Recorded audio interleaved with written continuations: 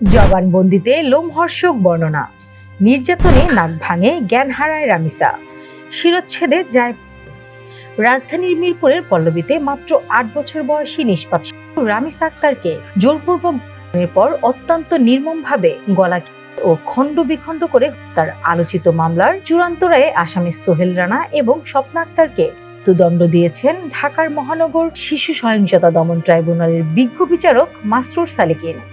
আদালতে রামিসার সোরথাল প্রতিবেদন প্রস্তুতকারী কর্মকর্তা এসআই মোহাম্মদ ইকবাল হোসেনের বিবরণ পুরো এজলাসকে স্তব্ধ করে দেয়।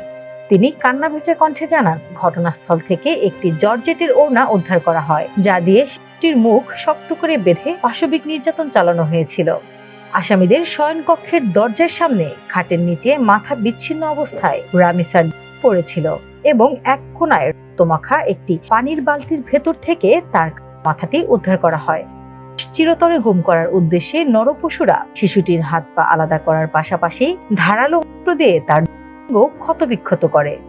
শহীদ সোহরাওয়ার্দী মেডিকেল কলেজ হাসপাতালের ফরেনসিক বিভাগের সহকারী অধ্যাপক ডক্টর নাসাদ জাবিন তার ময়নাতদন্ত রিপোর্টে উল্লেখ করেন, ২০ মে দুপুরে যখন তিনি মৃতদেহ গ্রহণ করেন তখন শিশুটির মুখে নখের আঁচড়, ২ ঠোঁট কাটা, নাক ভাঙা এবং বুকের বাপাশে তীব্র আঘাতের চিহ্ন ছিল। মূলত অত্যন্ত ধারালো অস্ত্র বা ছুরি দিয়ে গলা মাথা বিচ্ছিন্ন করার কারণেই রামিসার তাৎক্ষণিক হয় এবং ফরেনসিক ও ডিএনএ টেস্টে পূর্বে তাকে পাশবিক উপায়ে ধর্ষণের অকাট্য আলামত মিলেছে।